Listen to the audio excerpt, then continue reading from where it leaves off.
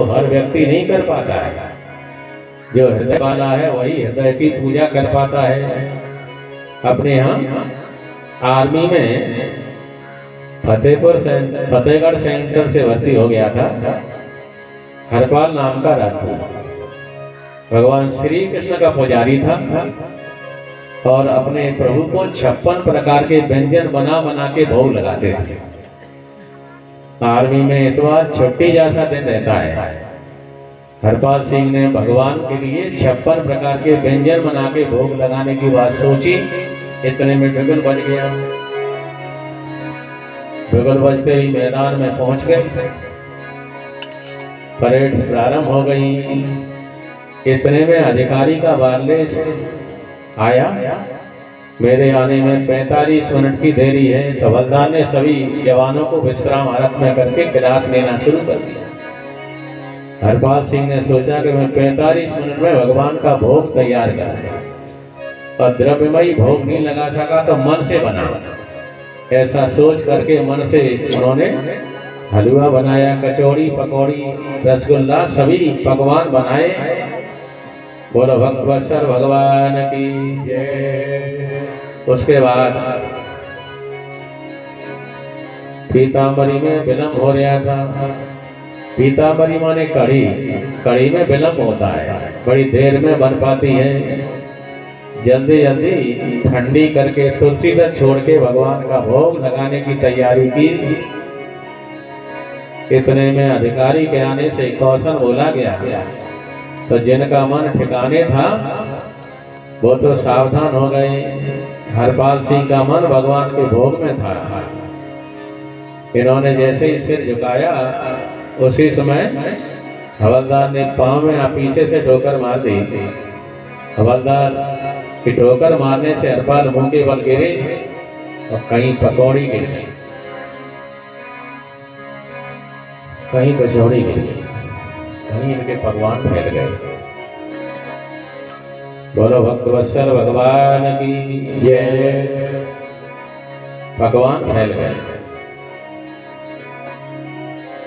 अधिकारी ने जैसे ही गाड़ी से उतर के देखा तुलसी दल बिखर रहे थे। पीताम्बरी में से धुआं निकल रहा था। अधिकारी ने ड्राइवर से कहा गाड़ी थोड़े पीछे कर। गाड़ी को पीछे किया।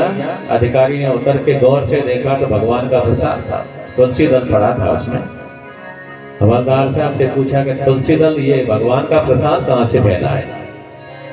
हवलदार की हालत खराब हो गई तो जवान औंधा पड़ा हुआ है। बोलो भक्तवत्सल भगवान की जय। बोलो गुरुदेव भगवान की जय। औंधा पड़ा हुआ जवान। अधिकारी ने फिर पूछा हवलदार साहब ये भोग कैसे फैला है। कहने लगा हरपाल सिंह बता सकते हैं। कहाँ है हरपाल सिंह? जो औंधा पड़ा यही है। अधिकारी ने हरपाल सिंह को जैसे ही खड़ा किया, उनका लहू टपक रहा था। जैसे उन्होंने बोलो भक्तवत्सल भगवान की जय, घाव जहां हो गया था घाव को दबाया। हरपाल सिंह से पूछा बताओ बेटा ये भगवान का भोग कैसे फैला है। हरपाल सिंह की आंखों में आंसू बहने लगे। हिलकी लेके रोने लगा। स्वामी मैंने आज इतवार छुट्टी का दिन समझ के और भगवान का भोग मन से तैयार किया। पीताम्बरी में विलंब हो रही थी। जल्दी जल्दी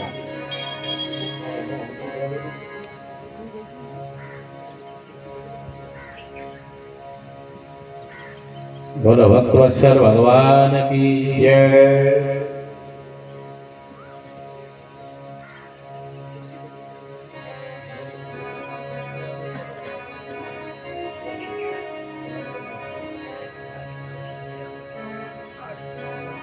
बोलो भक्तवत्सल भगवान की जय।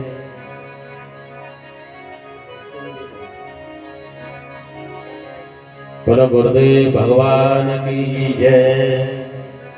ऐसे महाराज श्री वर्णन करते हैं जब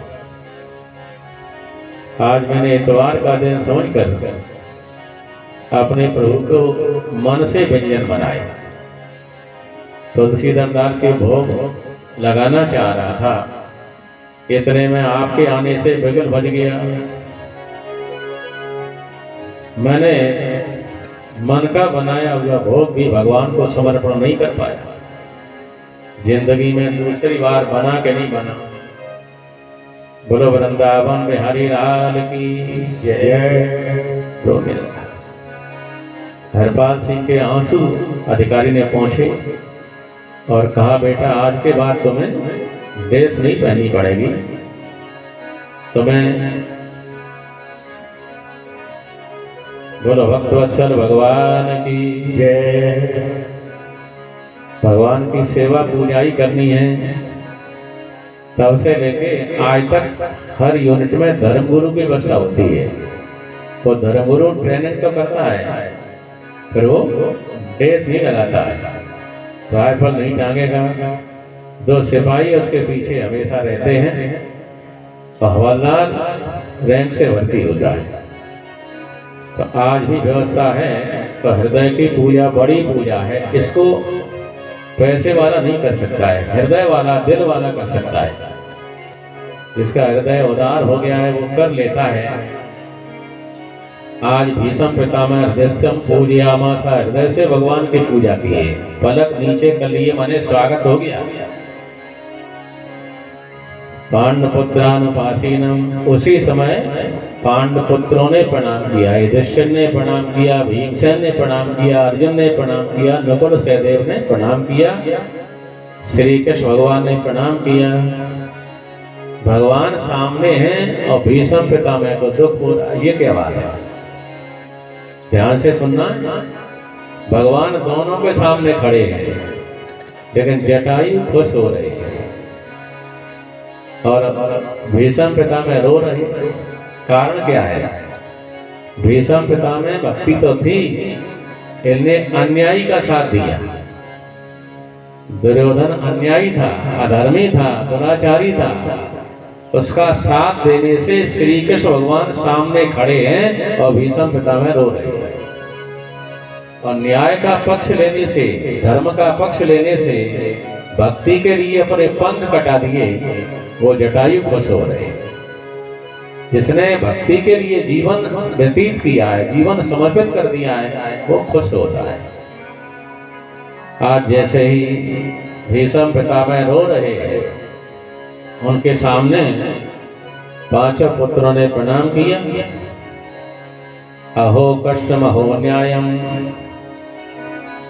मेरे होते हुए इन 5 बालकों को कष्ट रहा, मैंने अन्याय का पक्ष लिया।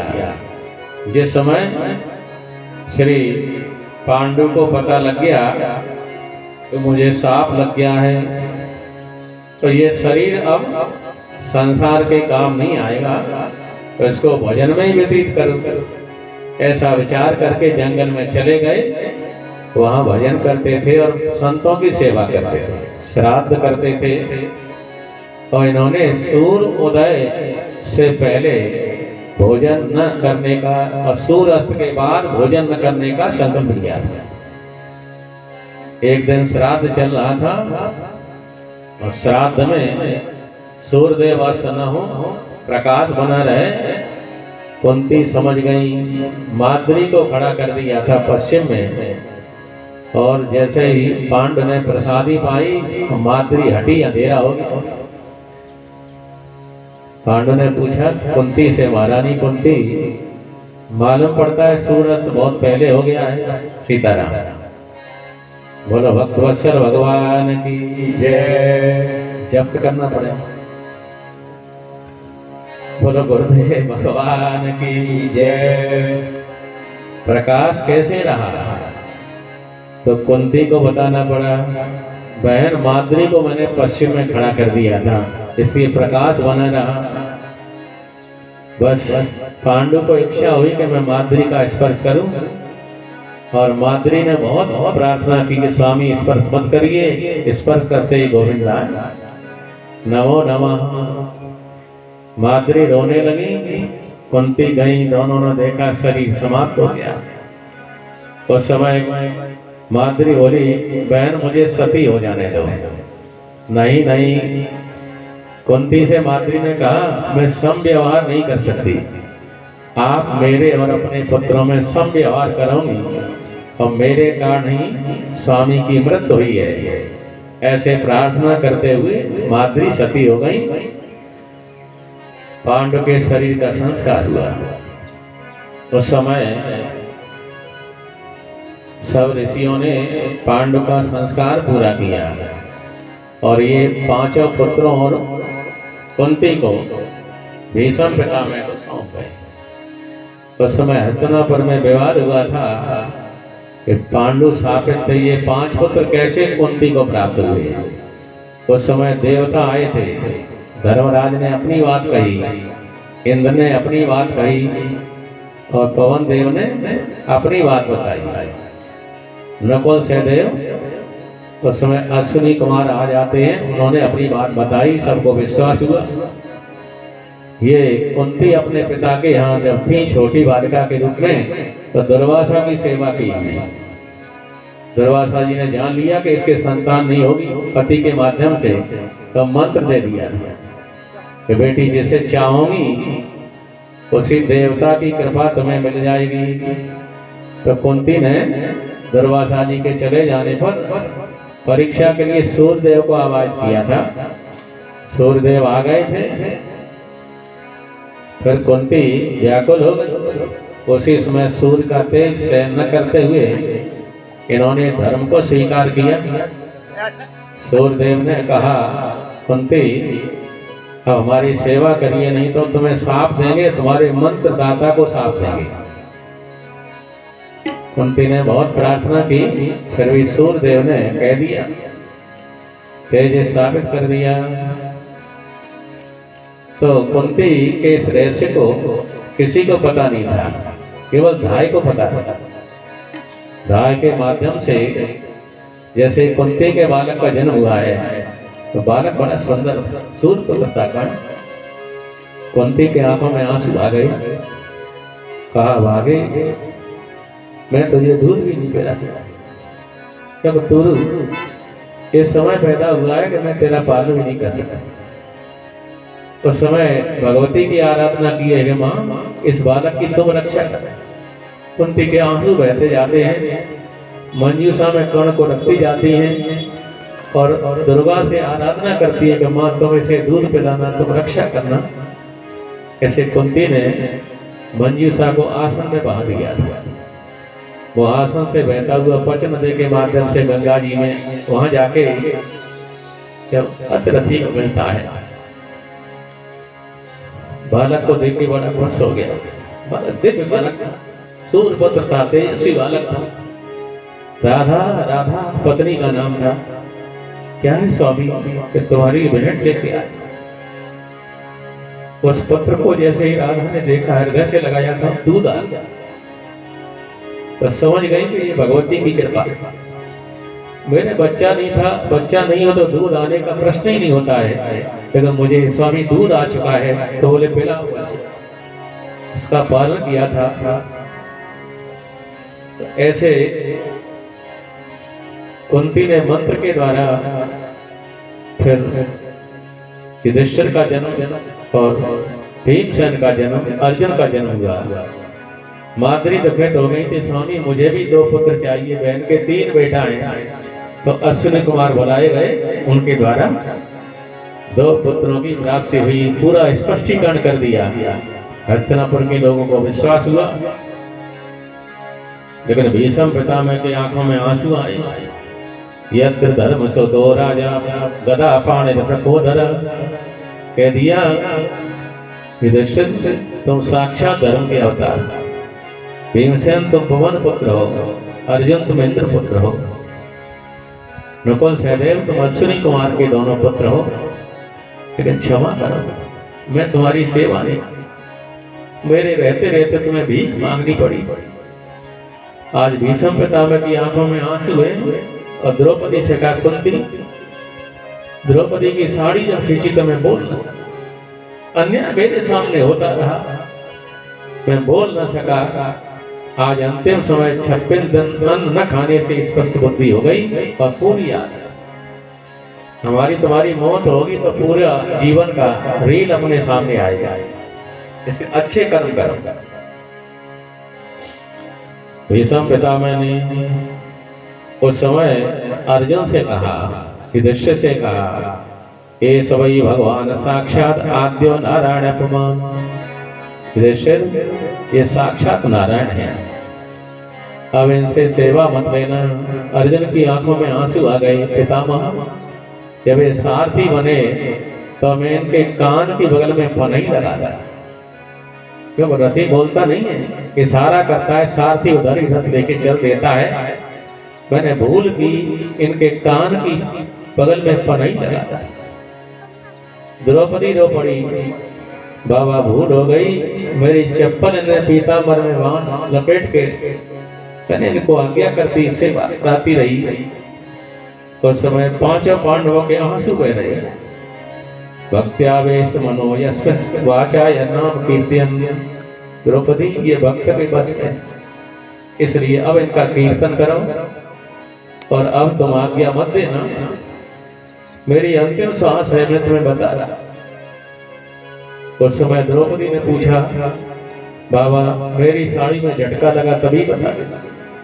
तो कहा, बेटी ये कन्हैया तेरा ऋणी था और मैंने दुर्योधन का अन्न खाया था, इसलिए मैं बुद्धि मोरी दूषित हो गई, काम नहीं किया।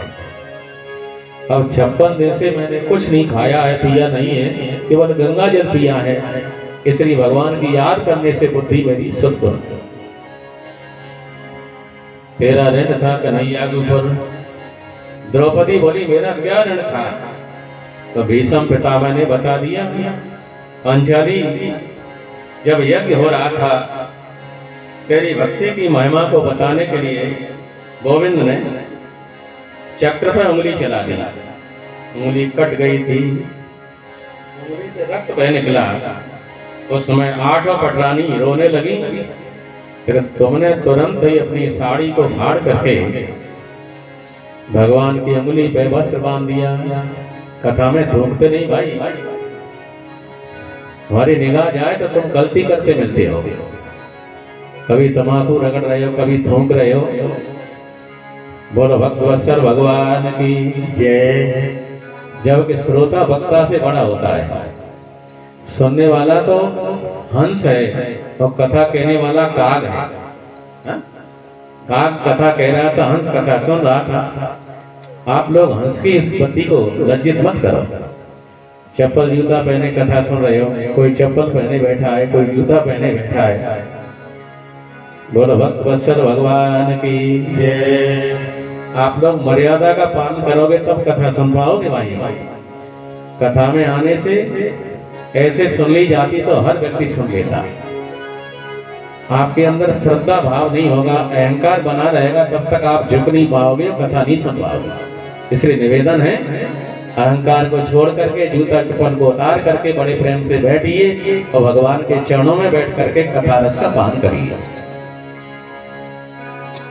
बोलो भक्तवत्सल भगवान की जय। महाराज श्री वर्णन करते हैं, उस समय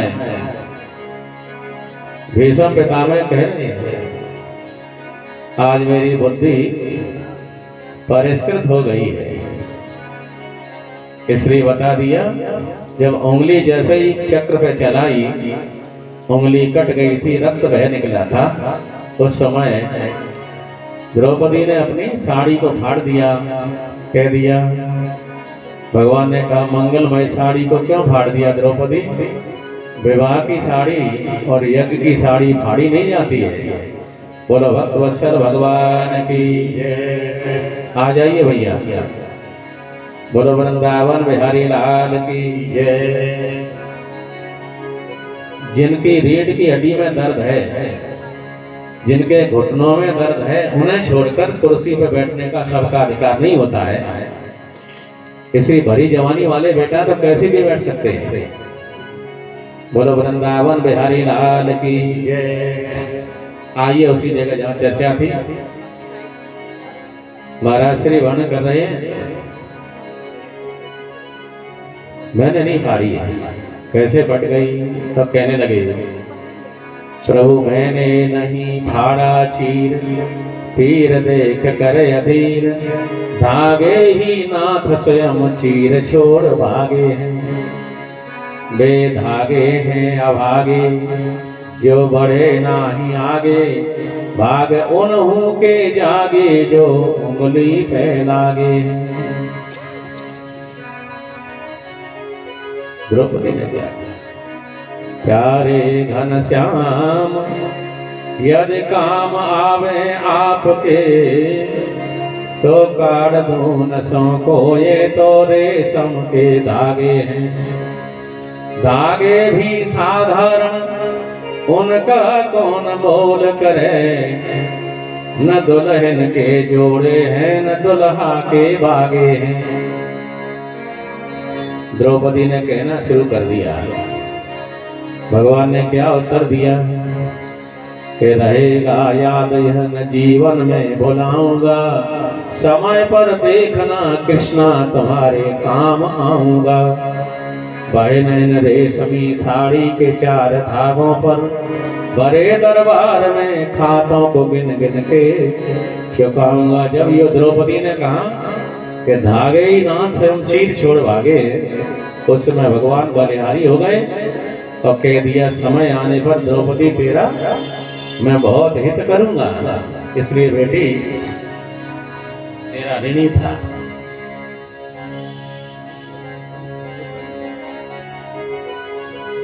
बोल भक्तवत्सल भगवान की जय।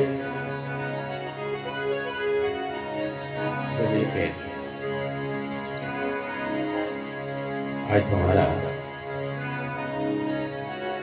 गौरीय भक्तवत्सल भगवान की जय। फिर छिपा था। द्रौपदी को सांत्वना मिल गई। भीष्म पितामह ने भी कहा था, बाबा तुम्हें क्या शंका है? भगवान ने पूछा तो कह दिया, मुझे भी 56 दिन में 100 जन्म की याद आई है।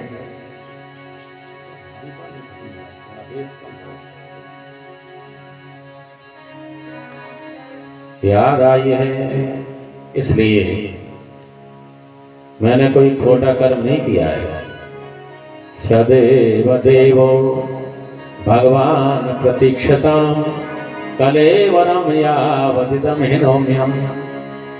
अब मैं अपना शरीर छोड़ना चाहता हूँ, इसलिए प्रसन्न हासारुण लोचनो लसन। आप प्रसन्न मुद्रा में खड़े हो जाओ, हंसने लगो। कृष्ण एवं भगवती, भगवान श्री कृष्ण को मनो। सबसे पहले भीष्म पितामह ने मन दिया, इस मन में कहीं दाग तो नहीं लगाया। चलते समय मन भगवान को सौंपना पड़ेगा। कहा मन में कोई दाग नहीं है,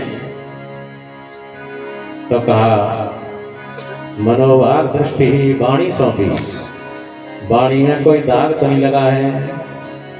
ब्रह्मचारी का मन निर्मल होगा तो वाणी भी निर्मल होगी। फिर आंख सौंपी दृष्टि, जब दृष्टि सौंप दी मनोभाग दृष्टि वृत्ति ही। आप देखो ब्रह्मचारी का मन निर्मल होता है, वाणी भी निर्मल होती है। हनुमान जी जब बोले हैं तो राम जी ने कहा है, लक्ष्मण ये ब्रह्मचारी, इसका मन बड़ा निर्मल है, वाणी निर्मल है, लंगोटी में चमक आ रही है, इससे मित्रता कर लिया जाए तो बहुत अच्छा होगा। जिस समय मनोभाग दृष्टि लक्ष्मण ने सौंपी है। लक्ष्मण जब जानकी जी को छोड़ने गए थे तो जानकी ने कहा, लक्ष्मण मैंने 2 माह के रजो धर्म को त्याग करके गर्भ धारण किया है, मेरे उदर की तरफ देखते जाओ। तो लक्ष्मण जी ने क्या कहा है, माता दृष्ट पूर्वम नते। माँ मैंने आज से पहले तुम्हें कभी देखा नहीं है। दृष्ट पूर्वम नते रूपम पादौ दृष्टौ तवानगे, कथमेव पश्यामि रामेण रहितं वनम्।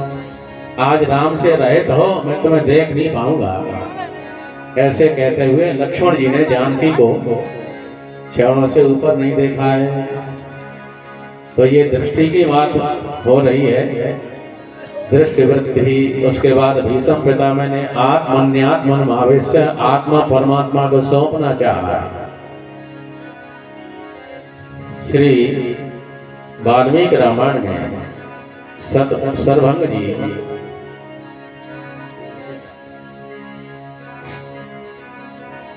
राम जी को अपना सब कुछ सौंप रहे हैं।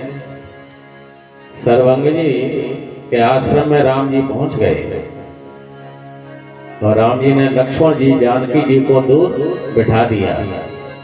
राम जी अकेले जाते हैं सर्वभंग जी के आश्रम में।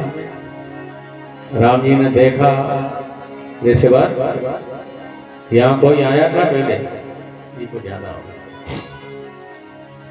हाँ प्रभु, भीष्म पितामह की तरह सर्वभंग जी बता रहे हैं, या ब्रह्मा जी आए थे, क्यों आए, मुझे लेने आए थे, नहीं गए, नहीं गया, क्यों? ब्रह्मा जी के यहाँ तो मैं कई बार जाता रहा। वो अपनी बात पूरी बता रहे सर्वभंग जी। जात रहे विरंच के धामा, जात रहे विरंच के धामा, सुने श्रवण वन हरे रामा, सुने श्रवण वन हरे रामा। जात रहे विरंच चितवत पंथ रहे दिन राती, चितवत पंथ रहे दिन राती। अब प्रभु देव जुड़ाई जाती, अब प्रभु देव जुड़ाई जाती। चितवत पंथ रहे। देखते देखते समय व्यतीत हो गया। ब्रह्मा जी के साथ में नहीं गया, और कोई आया, देवराज इंद्र आए, उन्होंने कहा चलो मैं नहीं गया। तो जिस रास्ते से मैं जाना चाहता था वो रास्ता न तो ब्रह्मा के पास था न इंद्र के पास था। ऐसा पंथा नरव्याघ्र मुहूर्तम पश्यतात्मा। वाल्मीकि रामायण का श्लोक है, हे श्री राम, ये रास्ता आपके पास है, इसलिए यावत् जहाँ में गात्राणी जीनत्वम च विभोरगः। जैसे सर्प केंचुली को छोड़कर तो चला जाता है, वैसे ही शरीर रूपी केंचुली को छोड़कर मैं आप में लीन न हो जाऊं, तब तक मेरा इंतजार करो। आप देखो भीष्म पितामह कह रहे, वही बात सर्वभंग जी रामचरितमानस में कह रहे हैं। तो कहते हैं, प्रभु तब लगी रहो धीर